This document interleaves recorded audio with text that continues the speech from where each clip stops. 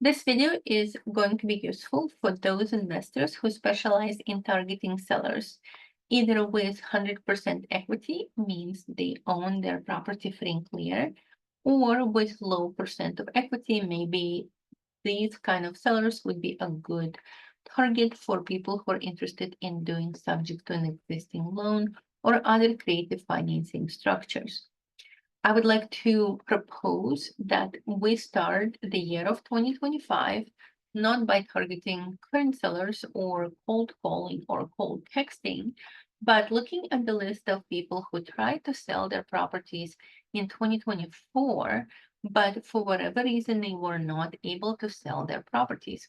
As of right now, my team of virtual assistants in Philippines is looking through thousands of records of people who did not sell their properties were expired or canceled in the local Dallas MLS, and they're looking for those sellers who do not show change of ownership since then, and they have not relisted.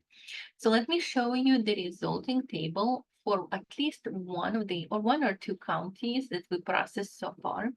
We're planning to process a total of 5 counties with a result of probably 10 to 15,000 records that could be analyzed and targeted with different approaches to find those sellers and to see if they would be able to make a deal. So let's take a look at what we have in here. Give me just 1 second.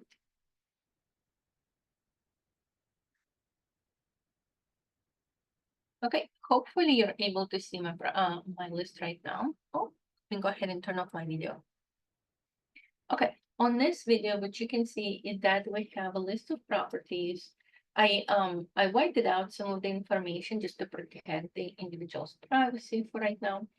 But what we can see is that we have the common information like address, number of bedrooms, number of bathrooms. Then we have ownership link. We have the owner's information. It's whited out right now, but it is available if necessary. Then we have ownership link, how many months they own the property, whether the property is owned by an individual, a company, or a trust. In some cases, we see trusts, individuals, etc. Whether or not it's currently owner occupied or investor held. We have their contact information. I'm not going to display it again for privacy reasons. We have their email information. We have their age information in many cases. We can see the age of the individual who owns the property. We know whether it was vacant last time it was listed. We know when the property was bought. So this could be interesting for those people who are looking for owners who own their property for quite a bit, or maybe they're looking for people who bought their properties in 2021 or 2020 with lower interest rate. We have the estimated ARV. Now that is an ARV that was estimated by an AI or some kind of a tool that the MLS is using for estimating property values, but I would not rely on it. I would calculate my own ARV if I was you. We look at their estimated equity, so they might have zero equity. They might have quite a bit of equity. So let's take a look. I think this one is equity percentage. So as you can see, some people they only have like 7 to 15% equity in their property, which could be a good target for those investors who specialize in these kind of takeovers, loan takeovers. Then we have what is this called? The balance in the mortgage. Okay. Again, I'll white it out for now, but could be made available. We have the APR or the interest rate on a mortgage. So for example, for those property that were bought in 2023 versus 2020, that's actually a pretty high mortgage rate for 2020. 2021, 2.8% interest rate, not bad. And so on. Then we have mortgage date, when the mortgage was issued, lender name, type of deed that was issued. Lender's lien typically means that there is a lender involved. Deed of trust could indicate foreclosure of some kind. I'm not sure how to interpret it, but in case you're interested in looking at the different types of deeds or selecting sellers for targeting based on the type of a deed that they have, and then whether or not there is first positions or second positions loans, because people who have multiple positions, loans in multiple positions might be an interesting target for some of you guys. Tax amount in case you're interested, and then status of their mortgage, whether or not they're currently on a pre-foreclosure list. Again, the information is whited out for the privacy purposes, but if they do have a pre-foreclosure status, then the recording date of their pre-foreclosure, the auction date, and the opening bid and the default amount will be posted here. With that information, let me go ahead and stop sharing.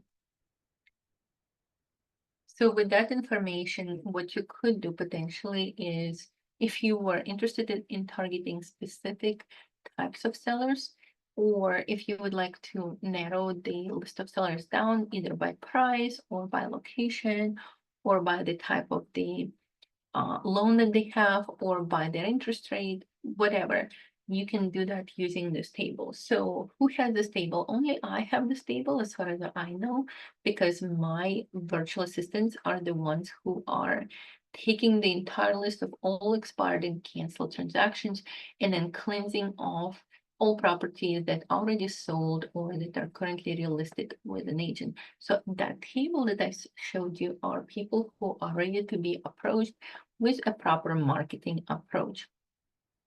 If you are an investor who's looking to purchase properties and you would like to kind of bypass the entire wholesaler situation, you can easily take this list and do your own outreach. Or if you needed to, I could help you to do an outreach. I do have a pretty good marketing background. I can do pretty good design of both physical and virtual advertisements, postcards, door hangers, Facebook ads, Google ads, you name it. I have experience with those. And then if necessary, I could help you to provide the necessary spiel or the necessary script to approach those sellers, to create the proper paperwork, to introduce you to lawyers who could help you to create the proper paperwork for some of those more complicated, innovative transactions. And then if needed, I can even help you to cash flow the property, because I myself am an investor and I specialize in things like midterm rentals and co-living spaces that help to cash flow those properties that might be challenging to cash flow with traditional rents. My name is Elena Garrett. Okay, sorry. Oh, next step. So your next step is, if you are interested in trying to see if this list could be of use to you to find a few additional deals in 2025, your next step would be to contact me through the phone number or email posted in the description below.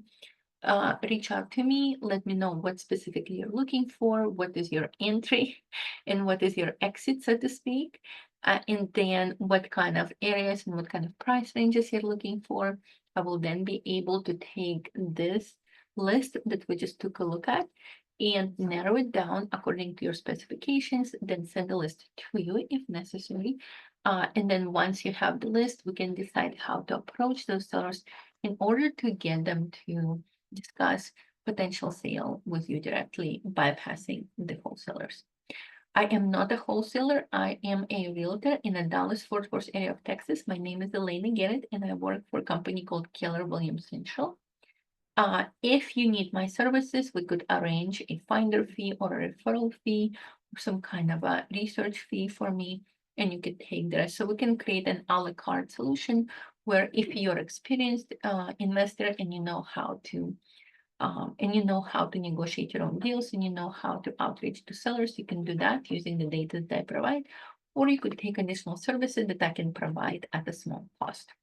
All right, thank you so much, guys. I see you in the next video. Please take a look at my additional videos, and especially my live streams for properties that are either subject to an existing loan, or they are sort of financed, or there's motivated sellers, etc., etc.